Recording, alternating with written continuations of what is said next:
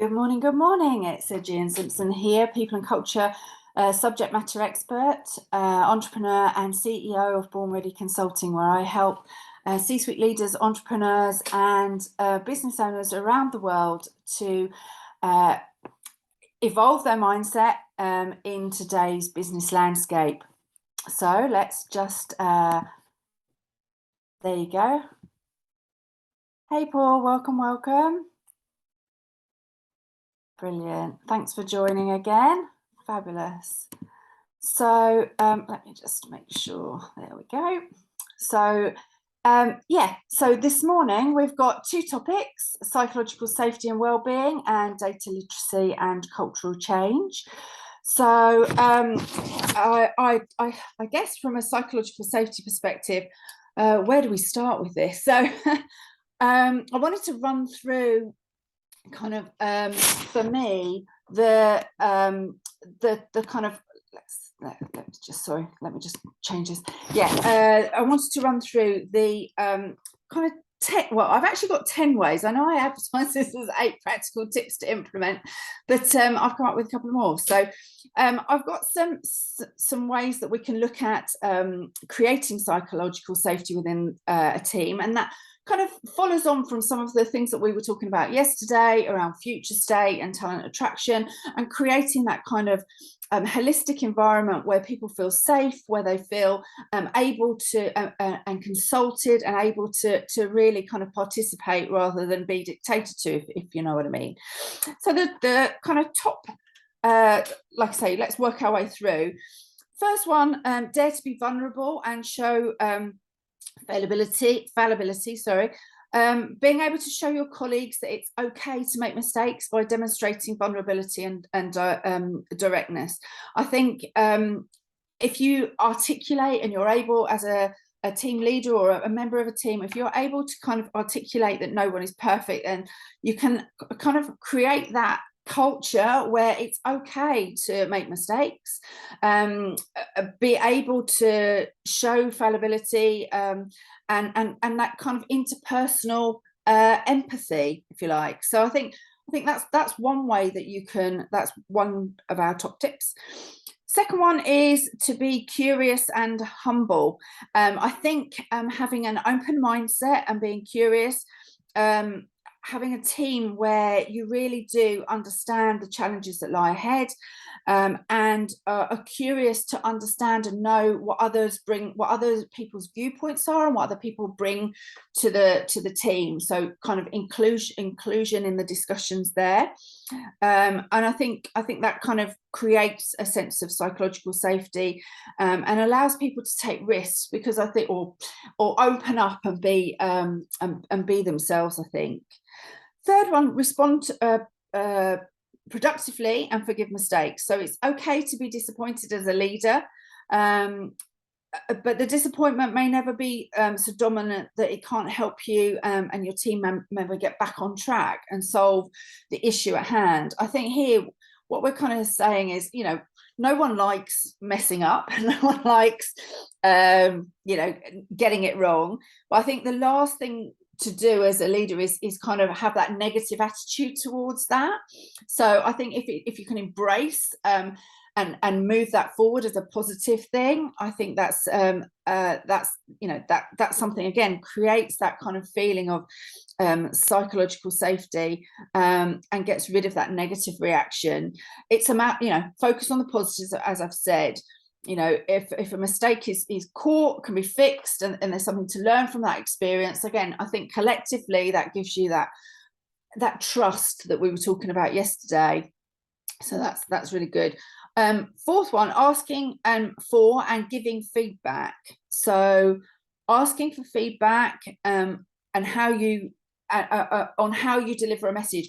I know that when I'm working with clients, sometimes at the end of our calls or our meeting, it's always good to kind of take that moment to reflect and sort of say, well, how did you feel about that? How was that for you? Was there, as far as you're concerned, was there anything that I could have done better?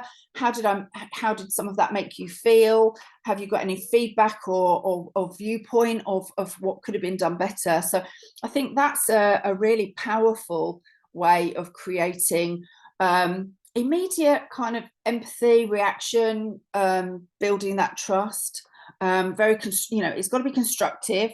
You don't want to trigger defense mechanisms in somebody. You want to try and do it in a way where, again, it's feeling inclusive, creating that inclusiveness, and yeah, focusing on feedback as a development and a problem solving piece of performance, rather than something where you're just shooting someone down in flames, because that's really not going to help and create psychological safety. Fifth one, welcoming questions, doubts, and bad news. So for questions and opinions to be proactive in inviting input. When you ask your employees for their opinions in group settings, they might not feel involved or accountable. So I think, again, as a manager, it's really important, and this was certainly one thing that we the kind of raised its head, if you like, as part of the pandemic, when we were all working, or when we were largely working from home. I think it highlighted the role of the people manager around that whole piece of two things, really. One, pastoral care, being able as a line manager to pick up on those elements where someone was not involved in team meetings, or they'd always kind of back off of team meetings, often wouldn't say very much. So, picking up on those little signs where someone needed to kind of I think as a line manager, where you kind of needed to kind of drill down and make sure that someone was okay, just reach out and make sure someone was okay. I also think that with the onset of hybrid working, etc., I think it's important to understand that when you are managing meetings, both with people in the room and people online, in that virtual environment, it's a little bit of a slightly different skill set, because it's so easy to get carried away with the people in the room and to kind of value their opinions and kind of bring them into a conversation. But often when you've got people virtually, being able to bring them into a conversation, make sure that they're heard. I mean, I'm not trying to teach you running a meeting 101 here, but I think that the skill set needs to kind of adapt to be able to make sure that everybody gets their say, make sure that everybody has that opportunity to really feel involved, contribute, get their opinion or ideas out there, voice their concerns. And I think as a facilitator, leader, or line manager, it's really important for the facilitator or leader to respond to the good ideas and appreciate alternative perspectives, if you like. So if someone brings an alternative perspective, kind of acknowledge it as I hadn't actually thought of that, or that's interesting, how would you develop that further, and kind of get the conversation going. And all of those kind of approaches, all of those type of pieces of interactions really do help to kind of build that psychological safety. The sixth one is setting the stage. So building a culture of psychological safety starts by beginning with being open, explicit, transparent, and I think it's really kind of setting that stage. So when I've been working with audit clients and conducting, I've done a lot of cultural audits with clients. And culture is one of those things. It's kind of like there's a lot of intangibles to culture within a firm. But when I'm doing a culture audit, and we often do interviews and workshops with employees, one of the key things about creating the psychological safety in that kind of opening statements is very much creating that level of trust, explaining and understanding that we're when I'm doing an audit, we are collecting themes rather than exact statements, so that people feel that they can actually say and express what they want to say, and it's not going to be misinterpreted. It's not going to be written down, and it's like, so and so said this. It's never ever it's never ever done that. So I think, setting the scene, we often do it as Chatham House rules. So it really is, what's said in the room stays in the room. That kind of really setting the scene and making sure that people understand and feel that they can express themselves without any fear of reprisal or comeback. The seventh suggestion is conversational turn taking. So again, we kind of touched upon this, and I think it's important to make sure that everybody gets a little bit of airtime within a meeting, or that people feel that not one person has kind of dominated the conversation. Again, that's a skill for the facilitator or the leader or the line manager to kind of ensure that everybody has an opportunity to say something. As a reflector myself, quite often I observe, I listen. It's partly what I do anyway, but I observe and I listen, and so my contribution tends to come slowly within a meeting. So often I listen to everything that's going on before I'll pass a comment, or I'll try and get my voice heard. And I think of us as a facilitator or a leader, it's really important that you do bring those people that can often be quite quiet at the start of a meeting and don't jump into a discussion initially, to bring those different types of people into the meeting, because often they have a very valuable view, they have a very valuable suggestions to make, and I think that's really important to kind of draw that out in a safe and a progressive kind of way. That kind of leads on to feedback sessions, giving an employee's voice. Same thing really. Creating a liberal pathway for leadership, providing channels for feedback and encouraging conversation.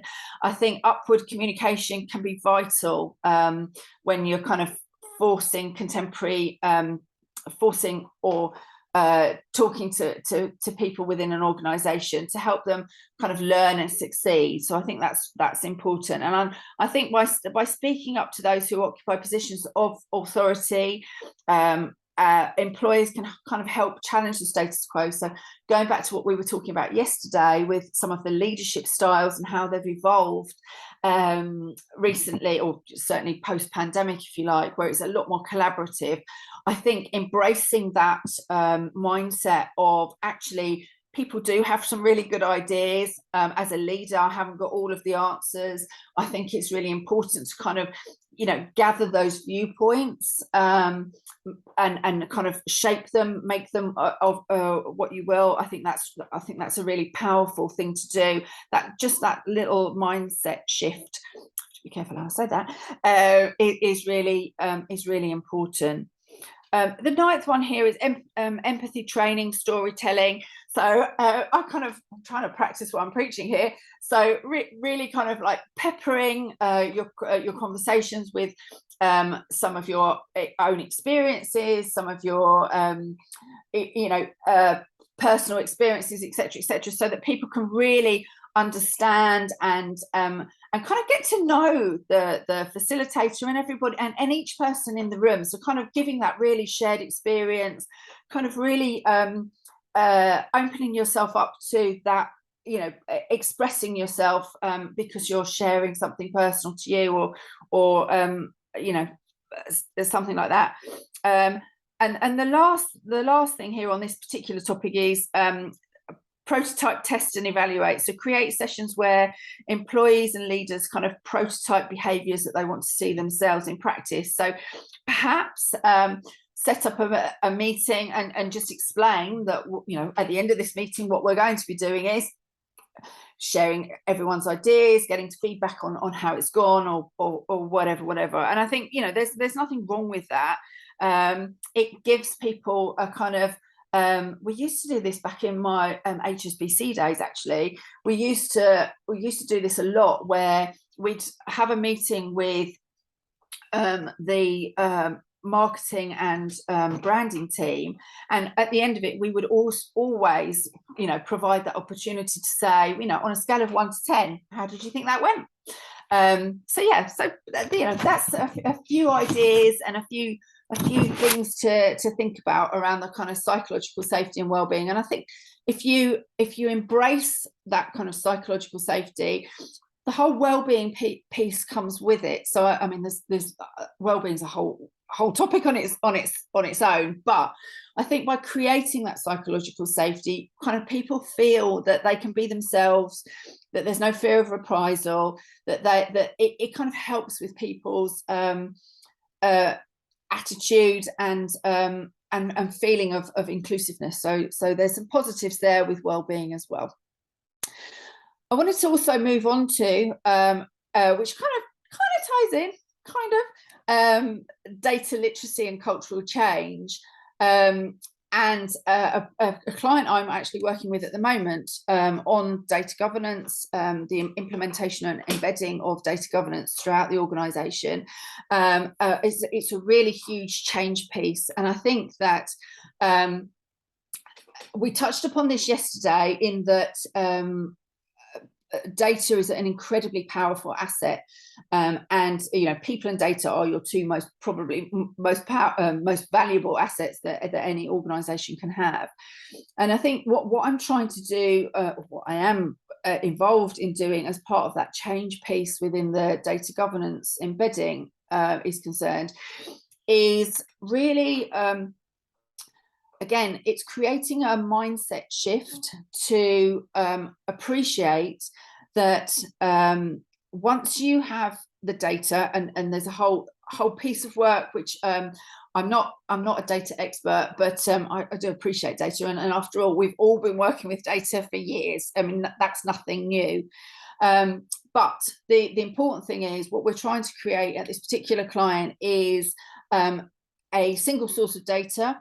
We're putting all data into a single data lake. We're hydrating the data lake. We're creating data standards, data quality. We're making sure that is understood and trained and appreciated throughout the entire global, highly complex organization, and it really is this particular client.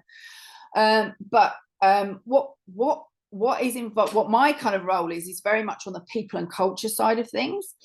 There's a lot of resistance, and by that I mean there's a perception at the moment that by having lots and lots of data, it's going to be used to make redundancies and cuts and all the rest of it.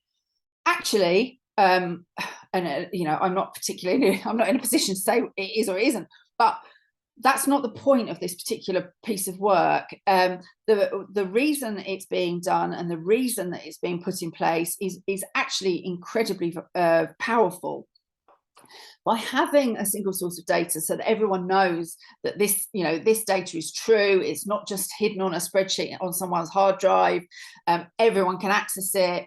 It gives the company the ability to be able to make informed decisions, commercial decisions. There's been examples and data moments where it's opened up by having the data in a central source. It's opened up without giving too much away about the client and all the rest of it, but it's opened up the opportunity to be able to utilize a whole raft of data that's been gathered on different sites to again a commercial advantage. It's not only done that, it's created efficiencies of working, it's created an understanding when safety and maintenance needs to be done for this particular client. So there's really powerful elements to it. Also, which is something that I'm currently working on the third-party data sharing, there's some nuances that have not, in the past, have not been appreciated of exactly who owns the data. So when you're bringing in a third-party vendor, Again, historically, there's been some nuances where the vendor has taken advantage of some very rich and powerful information, and that's left the company in the past exposed. That has been, obviously, with the introduction of the data governance and the data policy, that's all been tightened down. That there's a true understanding and a process and a procedure to follow now to ensure that doesn't happen with future vendors and future contracts. And I think, again, that's a really there's a phrase that I think I'm going to utilize, which is, you wouldn't leave your wallet on the table and then walk away. Essentially, that's the kind of, if you're giving a vendor access to your data because you want them to do a little project, let's say, you think it's a one-off, just be aware of how deep that or how much knowledge or kind of IP you're potentially giving that vendor access to. Anyway, so that's kind of part of what I'm dealing with. Touching on that whole resistance piece and surfacing resistance, I see resistance as a really good sign.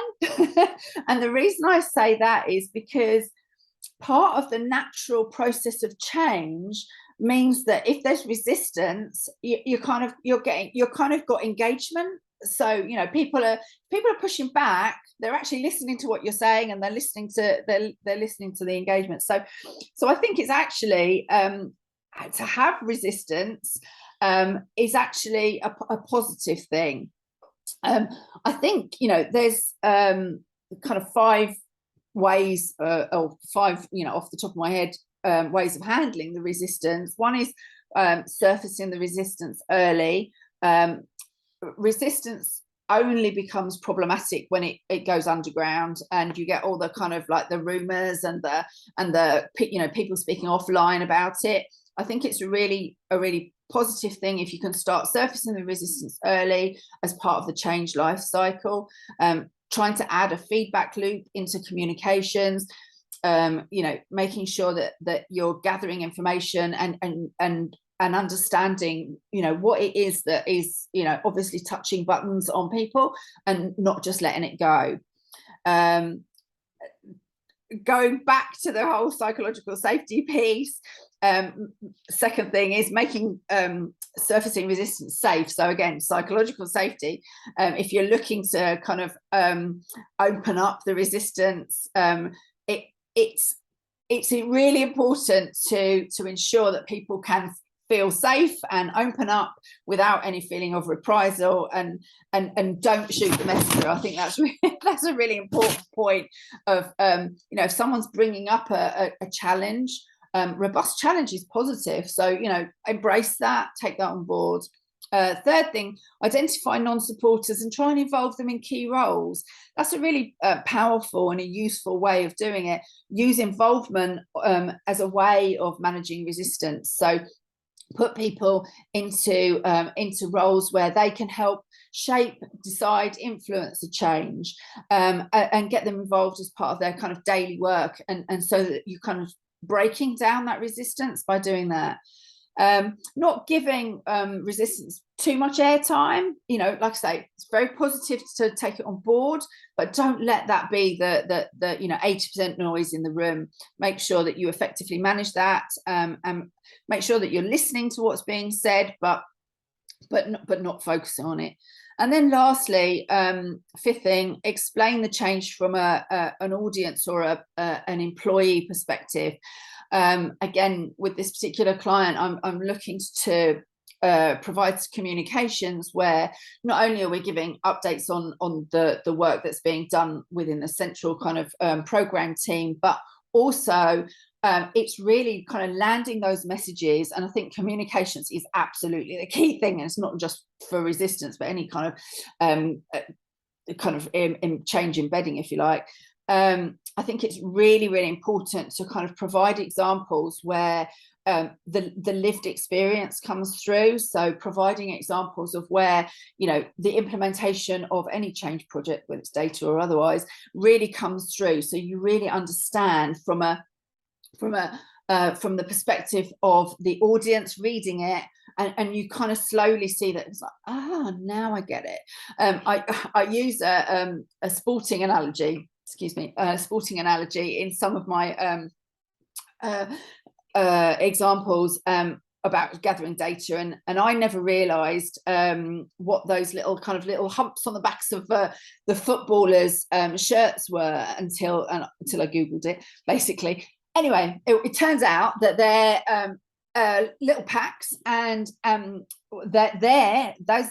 little pack gathers the data of how fast the footballer's running, the speed at which they're kind of heading the ball, or the kind of resistance, or the impact of when they head the ball, the speed they're running, the passes they're making. All of that data is being captured, and it's being used, and either, I assume, at halftime or at the end of the match, there'll be some sort of analysis based on the data. So the same happens within Formula One as well. You know, and they've been using data for a lot longer.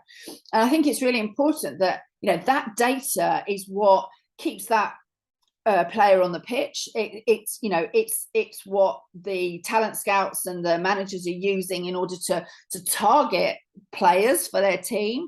You know, they're looking for certain kind of types of people. They're looking for, you know, people who can run down the wing, or you know, head the ball, or they've got the greatest number of assists, or whatever it is. I understand football a little bit, not an awful lot, but the importance is it's that data that's giving you that rich understanding of that individual, that player. I mean, obviously, it's the data and the analysis and all of that, you know, all of that good stuff that gets, you know, the player brought into the club. It's their attitude and their ability to take on board feedback and all the rest of it that keeps them in the dressing room and that keeps them at the club. That's a whole another subject. But anyway, so I just wanted to kind of touch upon those two things. Again, hopefully you found a few little nuggets in there of some positives that I've shared with you around psychological safety and that whole data literacy and cultural change piece. I'm, you know, as I said yesterday, very encouraged to be able to speak to you and to take this further. I've got a wealth of knowledge around a whole number of topics, and tomorrow we're going to be touching upon diversity and inclusion, looking at supporting and promoting diversity as an important aspect of people management. I think, you know, the FCA, as I mentioned, have brought diversity and inclusion up the agenda by some of their directives, so I think that's a really good topic to touch upon tomorrow. And tomorrow's second subject is neurodiversity, how neurodiversity can be seen as a competitive advantage when individuals in the right environment can use their neurodiversity differences as a strength rather than having to constantly try and overcome challenges. And I'm bringing on board my colleague Eleanor Kennedy, who is a qualified well, she'll be able to tell you. She's much better at explaining what she does. But she has studied this whole topic, and she knows much more about neurodiversity than me. So she'll be able to give her insights tomorrow. So I hope you join me for day 3 of these hot topics and 2023 strategic planning. It's been an absolute pleasure to talk to you. And like I say, I encourage you to book a consultation call with me to talk further. Thank you ever so much for your time. Lovely to see you, Paul. Yeah, thanks ever so much. Cheers, guys. See you.